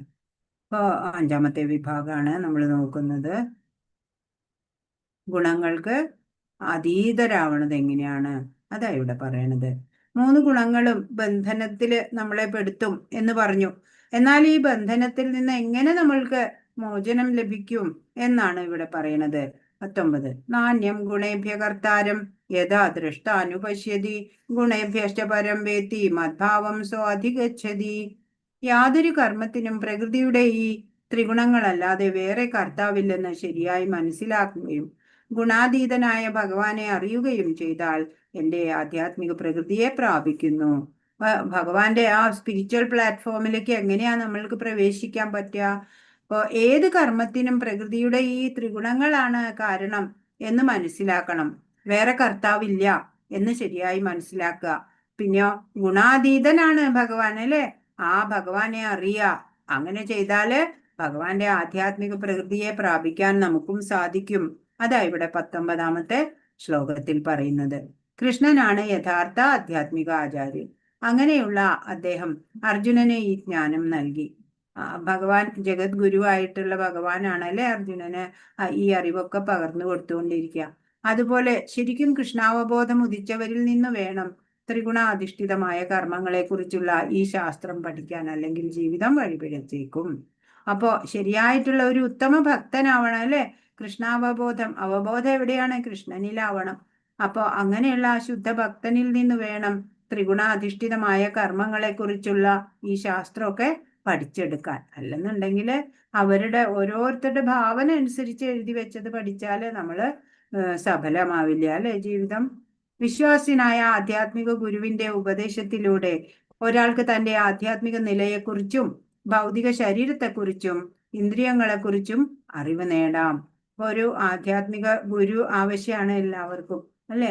അപ്പോ സ്വയം നമ്മളിപ്പോ എവിടെയാണ്, നമ്മുടെ സ്റ്റാറ്റസ് ഇപ്പൊ എവിടെയാണ്, നമ്മുടെ തലം, അല്ലെ, അവസ്ഥ എന്താണ് എന്നൊക്കെ ഭൗതിക ശരീരത്തെക്കുറിച്ചും ഇന്ദ്രിയങ്ങളെക്കുറിച്ചും ഒക്കെ നമുക്ക് മനസ്സിലാക്കാം. എങ്ങനെ നമ്മൾ ബന്ധനത്തിൽ പെട്ടു എന്നും പ്രകൃതിയുടെ ത്രിഗുണങ്ങളാല് എത്രത്തോളം നമ്മൾ ആകൃഷ്ടരായിട്ടുണ്ട് എന്നൊക്കെ ഗുരു ഇവയിലൂടെ നമുക്ക് ഗ്രഹിക്കാൻ സാധിക്കും. ത്രിഗുണ സ്വഭാവം പറഞ്ഞു, സ്വയം നിരീക്ഷിക്കാം എന്നാണ്. അപ്പൊ പ്രകൃതി ഗുണങ്ങളാണ് താനാകുന്ന ജീവാത്മാവില് പ്രതിഫലിക്കുന്നത്. ത്രിഗുണാതീതമായിട്ടുള്ള അവസ്ഥ അതാ ഇവിടെ പറയണ 20. ഗുണാനേതാനദീത്യത്രീൻ ദേഹി ദേഹസമുദ്ഭവാൻ ജന്മ മൃത്യുജരാ ദുഃഖൈർ വിമുക്തോ മൃതമശ്നുതേ. ശരീര സംബന്ധികളായ ഈ 3 ഗുണങ്ങളെയും അതിക്രമിക്കാൻ സാധിച്ചാൽ ശരീരസ്ഥനായ ജീവന് ജനനം, മരണം, വാർദ്ധക്യം മുതലായ ക്ലേശങ്ങളിൽ നിന്നും മുക്തനായി ഈ ജീവിതത്തിൽ തന്നെ അമൃതം ആസ്വദിക്കാം. പറയാണ്, ഈ ശരീര സംബന്ധികളാണ് ഈ 3 ഗുണങ്ങള്. അതിനെ അതിക്രമിക്കുകയാണ് എന്നുണ്ടെങ്കിലോ ശരീരസ്ഥനായ ജീവന് പിന്നെ ജനനം, മരണം, വാർദ്ധക്യം എങ്ങനെയുള്ള ക്ലേശങ്ങളിൽ നിന്നൊക്കെ മുക്തനാവാം. എന്നിട്ടോ ഈ ജീവിതത്തിൽ തന്നെ അമൃതം ആസ്വദിക്കാം എന്ന് പറയാണ്. അപ്പൊ നമ്മൾ എന്ത് വേണം? ഈ 3 ഗുണങ്ങളെ അതിക്രമിക്കാൻ സാധിക്കണം നമുക്ക്. അതെങ്ങനെയല്ലേ സാധിക്കുക? ഇപ്പൊ സ്ഥിതപ്രജ്ഞ ലക്ഷണങ്ങൾ എന്തെല്ലാണെന്ന് 2ാം അധ്യായത്തില് അർജുനൻ ചോദിച്ച പോലെ ആനന്ദാമൃതമയമായിട്ടുള്ള ജീവിതം അതെങ്ങനെ ലഭിക്കും, അല്ലെ? അതാ നമ്മളിപ്പോ അറിയേണ്ടത്. ത്രിഗുണങ്ങളുടെ സ്വാധീനതാ വലയം ഭേദിച്ചു കഴിഞ്ഞാലാണ് മനുഷ്യൻ ഭക്തിനിഷ്ഠമായ സേവനത്തിൽ തൽപരനാകുന്നത്. ഇപ്പൊ പ്യുവർ ഡിവോഷണൽ സർവീസ് അതാ വേണ്ടത്, അല്ലെ? ഭക്തിയുത സേവനം അതാണ് നമ്മളെ ശ്രേയസ്സിലേക്ക് നയിക്കുള്ളൂ. അർജുനൻ ചോദിക്കുകയാണ് 21. അർജുന ഉവാച കൈർലിംഗൈ സ്ത്രീൻ ഗുണാനേതാനതീതോ ഭവതി പ്രഭോ കിമാചാരകഥം ജൈതാം സ്ത്രീൻ ഗുണാനതി വർത്തതേ. അർജുനൻ ചോദിച്ചു, പ്രഭോ, ത്രിഗുണങ്ങളെ അതിക്രമിച്ച വ്യക്തിയുടെ ലക്ഷണങ്ങൾ എന്തെല്ലാം? എങ്ങനെയായിരിക്കും അദ്ദേഹത്തിന്റെ പെരുമാറ്റം? അയാൾ എങ്ങനെ ഈ പ്രകൃതി ഗുണങ്ങളെ അതിക്രമിക്കുന്നു?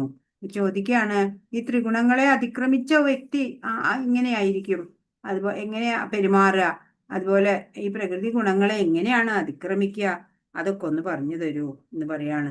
അപ്പൊ ഗുണാതീതന്റെ ലക്ഷണങ്ങള് ഭഗവാൻ പറയും. അതാണ് 22 മുതൽ 25 വരെയുള്ള ശ്ലോകങ്ങള്.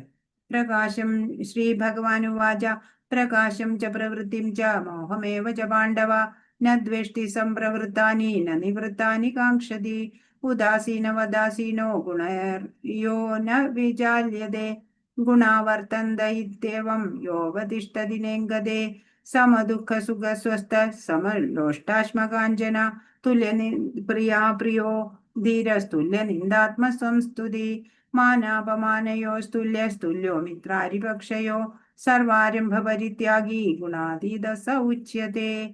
ശ്രീ ഭഗവാൻ പറഞ്ഞു, ഹേ പാണ്ഡുപുത്ര, പ്രകാശത്തിന്റെയോ ആസക്തിയുടെയോ വ്യാമോഹത്തിന്റെയോ സാന്നിധ്യത്തിൽ ആർക്ക് വെറുപ്പുളവാകുന്നില്ലയോ? അവയുടെ അസാന്നിധ്യത്തിൽ അത് തന്നെ വേണമെന്ന ആഗ്രഹം ഉണ്ടാകുന്നില്ലയോ? പ്രകൃതി ഗുണങ്ങൾ ഉളവാക്കുന്ന പ്രതികരണങ്ങളിൽ ആര് പ്രക്ഷുബ്ധനാകാതെ ഇരിക്കുന്നുവോ, പ്രകൃതി ഗുണങ്ങളാണ് പ്രവർത്തനങ്ങൾ നിരതങ്ങളായിരിക്കുന്നതെന്ന് മനസ്സിലാക്കി ഉദാസീനനും അവയ്ക്ക് അതീതനുമായിരിക്കുന്നുവോ, ആത്മനിഷ്ഠനായി സുഖദുഃഖങ്ങളെ തുല്യനിലയിൽ കാണുന്നുവോ, ആരുടെ ദൃഷ്ടിയിൽ മൺകട്ടയും കല്ലും പൊന്നും വ്യത്യസ്തമല്ലയോ, ആർക്ക് പ്രിയമായോ അപ്രിയമായോ യാതൊന്നുമില്ലയോ, ധീരനും നിന്ദകളിലും സ്തുതികളിലും മാനത്തിലും അപമാനത്തിലും സമചിത്തനും ശത്രുമിത്രം ഭേദമില്ലാത്തവനും നിരുദ്യമനുമായ ആ വ്യക്തിയെ ഗുണാതീതൻ എന്ന് പറയാം. ആരാണ് ഗുണാതീതൻ എന്നാണ് ഭഗവാൻ ഇവിടെ പറയണത്. പ്രകാശത്തിന്റെയോ ആസക്തിയുടെയോ വ്യാമോഹത്തിന്റെയോ സാന്നിധ്യത്തില് ആർക്കും വെറുപ്പുണ്ടാകാത്ത ആള്, അവയുടെയൊക്കെ സാന്നിധ്യത്തില് അസാന്നിധ്യത്തില് അത് വേണം എന്നുള്ള ആഗ്രഹം ഉണ്ടാവാത്തവര്, പ്രകൃതി ഗുണങ്ങൾ ഉളവാക്കുന്ന പ്രതികരണങ്ങളിൽ ഒന്നും പ്രക്ഷുബ്ധമാകാതിരിക്കുന്നവര്, പ്രകൃതി ഗുണങ്ങളാണ് പ്രവർത്തന നിരതങ്ങളായിരിക്കുന്നത്, അല്ലാതെ നമ്മളല്ല എന്ന് പറഞ്ഞ് ഉദാസീനനും അവയ്ക്ക് അധീനനുമായിരിക്കുന്നവര്, ആത്മനിഷ്ഠനായിട്ട് സുഖദുഃഖങ്ങളെ തുല്യനിലയിൽ കാണുന്നവര്, പിന്നെ ആരുടെ ദൃഷ്ടിയിലാണോ മൺകട്ടയും കല്ലും പൊന്നും ഒക്കെ ഒരേപോലെ ഉണ്ടാവണത്, പിന്നെ ആർക്ക് പ്രിയമായോ അപ്രിയമായോ യാതൊന്നുമില്ല, അല്ലെ, ചിലതിനോട് ഇഷ്ടം ചിലതിനോട് അനിഷ്ടം അങ്ങനെയൊന്നും ഇല്ലാതെ ധീരനായിട്ട് നിന്ദകളിലും സ്തുതികളിലും മാനാപമാനത്തിലും ഒക്കെ സമചിത്തനായിട്ടുള്ളത്, ശത്രു മിത്രം എന്ന ഭേദമില്ലാത്തത്, നിരുദ്യമൻ വേണ്ടാത്ത പണിക്കൊന്നും പോവില്ല, ഉദ്യമിക്കില്ല, അങ്ങനെയുള്ള ആ വ്യക്തിയാണ് ഗുണാതീതൻ എന്ന് ഭഗവാൻ ഇവിടെ പറയാണ്. തനിക്ക് ഭൗതിക ശരീരവുമായിട്ടുള്ള താതാത്മ്യം ഓർമ്മയിലെത്താത്ത വിധം അയാള് ഭക്തിയുത ഭഗവത് സേവനത്തിൽ മുഴുകണം. അപ്പോഴാണ് അയാൾ ഗുണാതീതനാവുള്ളൂ, അല്ലെ. പ്യുവർ ഡിവോഷണൽ സർവീസ് മാത്രമേ നമ്മളെ ഗുണാതീത അവസ്ഥയിലേക്ക് കൊണ്ടുപോകുള്ളൂ. ജീവിച്ചിരിക്കെ ഗുണാതീത അവസ്ഥയിൽ എത്തുന്നത് എങ്ങനെ എന്ന ചോദ്യത്തിന് ഉത്തരാണ് 26. മാം ജയോ അവ്യഭിചാരേണ ഭക്തിയോഗേന സേവതേ സഗുണാൻ സമതീത്യൈതാൻ ബ്രഹ്മഭൂയായ കൽപ്പതേ.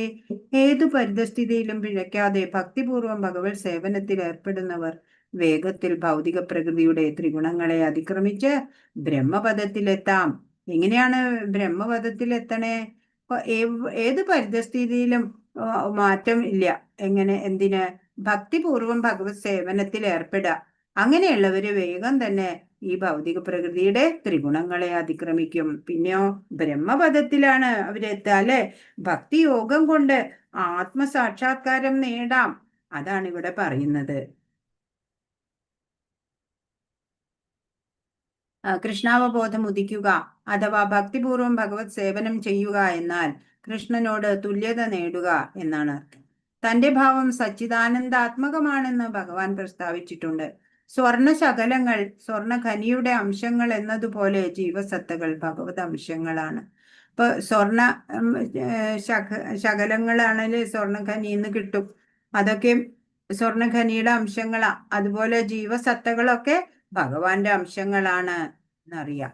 അങ്ങനെ ഭക്തിപൂർവം ഭഗവത് സേവനം ചെയ്യുക, അല്ലെ. ഭഗവാന്റെ നിത്യദാസത്വമാണ് നമ്മൾക്കുള്ളത്. ഭഗവാൻ മാസ്റ്ററാണ്, നമ്മളോ സെർവന്റ് ആണ്, അല്ലെ. അപ്പൊ ഭക്തി യോഗം കൊണ്ട് ബ്രഹ്മഭാവം ഭവിക്കുന്നത് എങ്ങനെയാണ്? അതാ ഇവിടെ പറയണത്. ബ്രഹ്മണോ ഹി പ്രതിഷ്ഠാഹം അമൃതസ്യ വ്യയസ്യ ച ശാശ്വതസ്യ ച ധർമ്മസ്യ സുഖസ്യൈകാന്തികസ്യ ച. അമൃതവും അക്ഷയവും ശാശ്വതവും ആത്യന്തിക സുഖത്തിന്റെ മൂലസ്ഥാനവുമായ വ്യക്തിശൂന്യ ബ്രഹ്മത്തിന്റെ അടിസ്ഥാനവും ഞാൻ തന്നെ. അപ്പോ അക്ഷയമായിട്ടുള്ള അമൃതമായിട്ടുള്ള ശാശ്വതമായിട്ടുള്ള ആത്യന്തിക സുഖത്തിന്റെ ആ മൂലസ്ഥാനമായിട്ടുള്ള വ്യക്തിശൂന്യ ബ്രഹ്മം, അതായത് ബ്രഹ്മജ്യോതിസ്, അതിന്റെ അടിസ്ഥാനം ഭഗവാനിൽ നിന്നാണ് ബ്രഹ്മജ്യോതിസ് വരുന്നത്. അപ്പൊ ആ വ്യക്തിശൂന്യ ബ്രഹ്മത്തിന്റെ അടിസ്ഥാനവും ഭഗവാൻ തന്നെയാണ് എന്നറിയാം. അപ്പൊ പരമാത്മാവായ ആ ഭഗവാനായിട്ട് ചേരുന്നത് എങ്ങനെയാണ്? അതാ ഇവിടെ ഭഗവാൻ നമുക്ക് പറഞ്ഞു തരുന്നത്. ഇപ്പൊ സമുദ്രം പരമാത്മാവാണെന്നുണ്ടെങ്കിൽ, അല്ലെ, ആ ഒരു എന്താ പറയാ, ഭക്തഹൃദയത്തിലെ ആ തണുപ്പുണ്ടല്ലോ, ആ പരബ്രഹ്മമാകുന്ന സമുദ്രത്തില് ആ തണുപ്പ് ഐസ് കട്ട പോലെ ഐസായിട്ട് മാറും. തണുത്ത ഐസാകുമ്പോഴേ ചില രൂപങ്ങളായിട്ട് മാറുന്നത് പോലെ അങ്ങനെ ഈ ഭക്തിയുടെ ഉന്നത തലത്തില് ഭഗവാൻ ഗുരുവായിട്ട് വരും അല്ലേ? അങ്ങനെ ജ്ഞാനസൂര്യൻ നമ്മുടെ ഉള്ളിൽ പ്രകാശിതമാവും. അങ്ങനെ പ്രകാശിക്കുമ്പോഴാണ് പിന്നെ ഈ മഞ്ഞൊക്കെ ഉരുക, എല്ലാം ഭഗവാനായിട്ട് മാറും. അപ്പോഴ് ഉന്നത തലത്തില് ആണ് രൂപമേ ഇല്ലാത്ത ആ രണ്ടല്ലാത്ത ഒരു അവസ്ഥ ഉണ്ടാവുക. അപ്പൊ ഇതാണ് അവിടെ സംഭവിക്കുക. ഹരേ കൃഷ്ണ. അപ്പൊ ഭക്തിയോഗം, അതുകൊണ്ട് നമ്മൾ ബ്രഹ്മഭാവം പ്രാപിക്കും, ബ്രഹ്മഭാവമായിട്ട് ഭവിക്കും എന്നാണ് ഇവിടെ പറഞ്ഞു തരുന്നത്. കൃഷ്ണ. ഗുണത്രയ വിഭാഗത്തിലെ 27 ശ്ലോകങ്ങളാണ് ഉള്ളത്.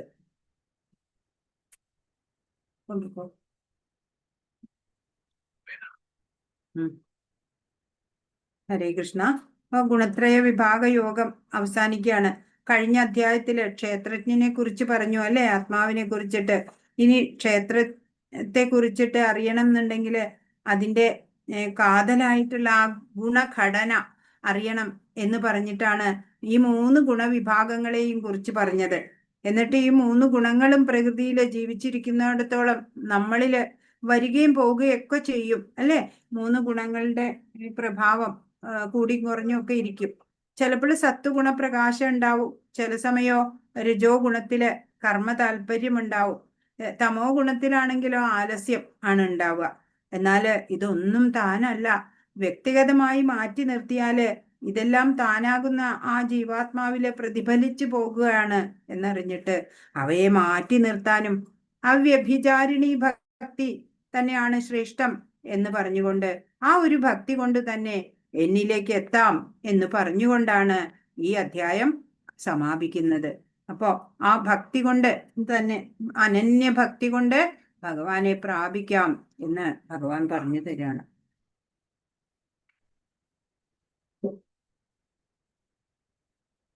ഹരേ കൃഷ്ണ.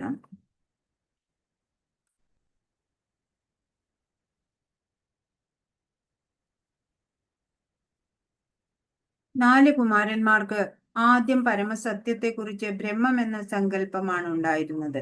അപ്പൊ 4 കുമാരന്മാര് നമുക്കറിയാം. കുമാരന്മാര്, സനകാദി മഹർഷിമാര് അല്ലെ, സനത് കുമാരന്മാര് എന്ന് പറയും.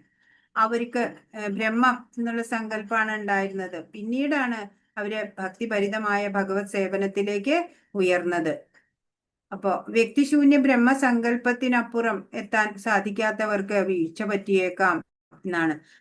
വ്യക്തിശൂന്യമായിട്ടുള്ള ബ്രഹ്മം എന്ന സങ്കല്പം, അതായത് ബ്രഹ്മജ്യോതിസോളം എത്തുക അല്ലെ, അങ്ങനെ എത്താൻ സാധിക്കാത്ത, അതിന്റെ അപ്പുറം എത്താൻ സാധിക്കാത്തവർക്ക് വീഴ്ച പറ്റും. സേവകനും ഏതാണ്ട് രാജാവിനെ പോലെ സുഖം അനുഭവിക്കും. ഭക്തിയുത സേവനത്തോടൊപ്പം ശാശ്വതമായ ആനന്ദവും ശാശ്വതമായ ജീവിതവും ഉണ്ടാകും. ഭക്തിയുത സേവനത്തിൽ ബ്രഹ്മസാക്ഷാത്കാരവും ശാശ്വതത്വവും അക്ഷയത്വവും ഉൾക്കൊള്ളുന്നുണ്ട്.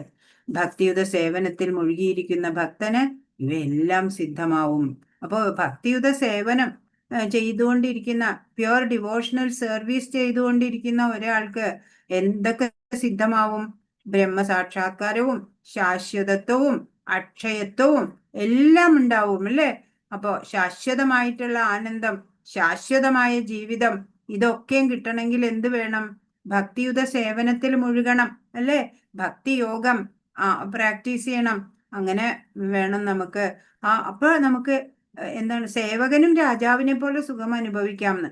അപ്പൊ നമ്മളും ഭഗവാനെ പോലെ ഭഗവാന്റേതായ ഗുണങ്ങളൊക്കെ ഉണ്ട്, അല്ലെങ്കിലും നമ്മുടെ ജീവാത്മാവിനുണ്ട്. പക്ഷെ നമ്മൾ അതൊക്കെ മായയാലും ത്രിഗുണങ്ങളാലും ഒക്കെ മൂടിയിട്ട് അതൊന്നും ഇല്ല, ഇപ്പൊ ദൈവികതയൊന്നും ഇല്ല നമ്മളിൽ അല്ലെ, ആസുരീകമായിട്ട് മാറിയിരിക്കുക.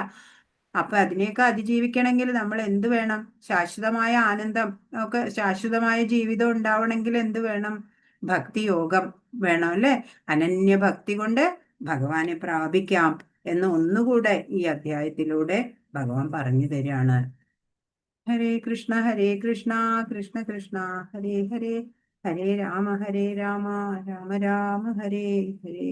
വാഞ്ചാകൽപതരുഭ്യശ്ച കൃപാ സിന്ധുഭ്യവ ച പതിതാനാം പാവനേഭ്യോ വൈഷ്ണവേഭ്യോ നമോ നമഃ. അനന്തകോടി വൈഷ്ണവ വൃന്ദ കി ജയ്, ശ്രീല പ്രഭുപാദ് കി ജയ്, ഗുരു മഹാരാജ് കി ജയ്. ഹരേ കൃഷ്ണ.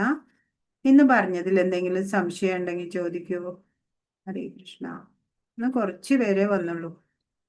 എല്ലാവരും ശിവരാത്രി ആഘോഷിക്കാൻ പോയി അല്ലേ. ഹരേ കൃഷ്ണ.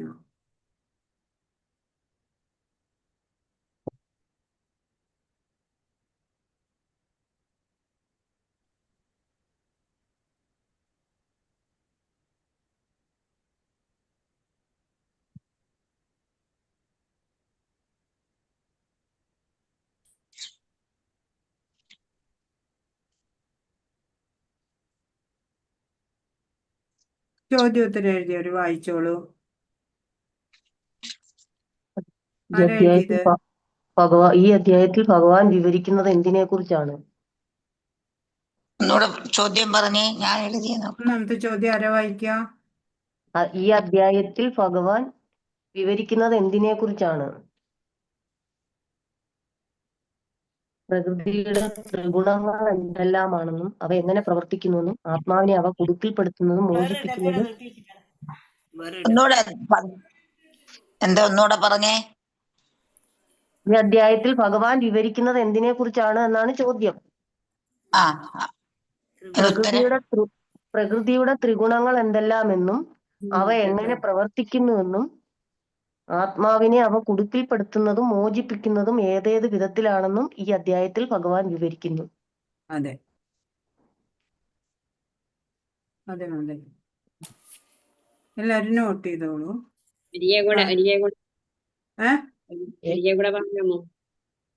എഴുതിയോ? ഇല്ല, എഴുതിയില്ല. ഒന്നുകൂടെ പറഞ്ഞേ. പ്രകൃതിയുടെ ത്രിഗുണങ്ങൾ എന്തെല്ലാമെന്നും അവ എങ്ങനെ പ്രവർത്തിക്കുന്നുവെന്നും ആത്മാവിനെ അവ കുടുക്കിൽപ്പെടുത്തുന്നതും മോചിപ്പിക്കുന്നതും ഏതേത് വിധത്തിലാണെന്നും ഈ അധ്യായത്തിൽ ഭഗവാൻ വിവരിക്കുന്നു.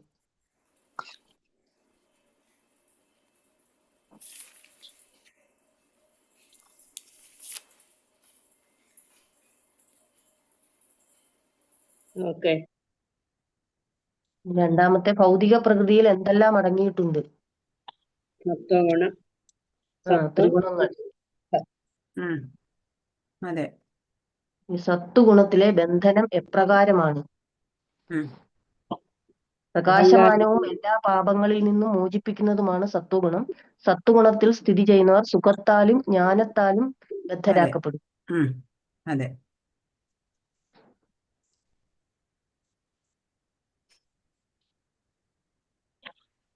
ഈ അളവറ്റ തൃഷ്ണയിൽ നിന്നുണ്ടാകുന്ന ഗുണം ഏതാണ്?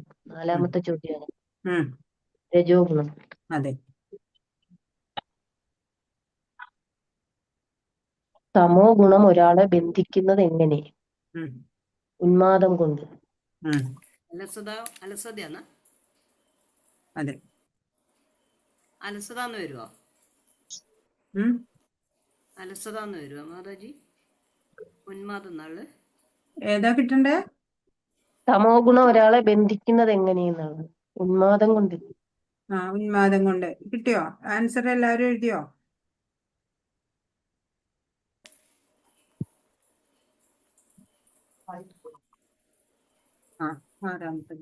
ഈ മൂന്ന് ഗുണങ്ങളെയും അതിക്രമിച്ച അവസ്ഥ ഏതാണ്? ഏതാ? വാസുദേവാവസ്ഥ. അല്ലെങ്കിൽ ശുദ്ധ സത്വഗുണം, രണ്ടും പറയാം.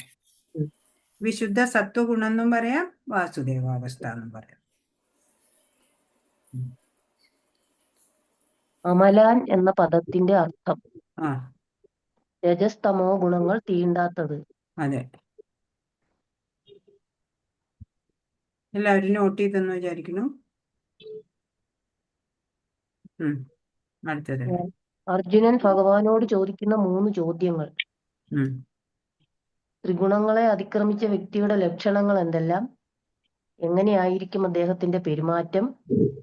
അയാൾ പ്രകൃതി ഗുണങ്ങളെ അതിക്രമിക്കുന്നത് എങ്ങനെ? അതെ.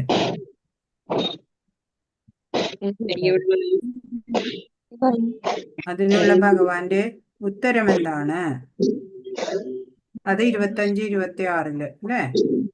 ഇച്ചിരി ഡീറ്റെയിൽഡ് ആയിട്ട്.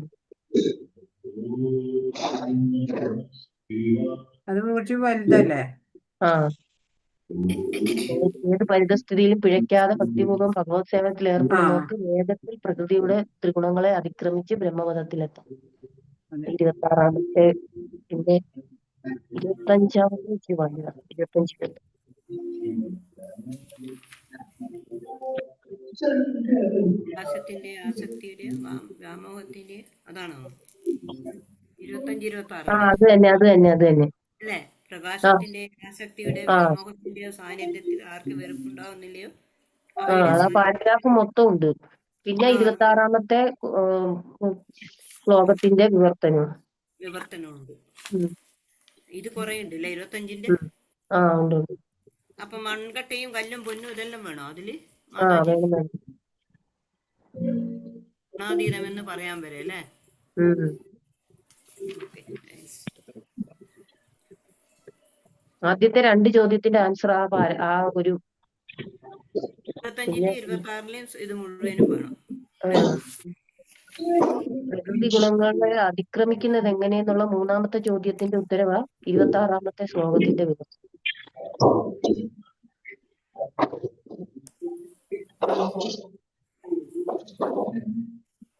എന്താ മനസ്സിലായിട്ടില്ല പറഞ്ഞ പ്രകൃതി പ്രകൃതി അർജുനൻ ഭഗവാനോട് ചോദിക്കുന്ന 3 ചോദ്യങ്ങളില്ലേ, അതിലെ 3-ാമത്തെ ചോദ്യം അയാൾ പ്രകൃതി ഗുണങ്ങളെ അതിക്രമിക്കുന്നത് എങ്ങനെ, അതിന്റെ ഉത്തരവാ 26-ാമത്തെ ശ്ലോകത്തിന്റെ വിവർത്തനം. 1-ാമത്തെ 2-ാമത്തെ ചോദ്യത്തിന്റെ ഉത്തരവാ വലിയ പാരഗ്രാഫ്.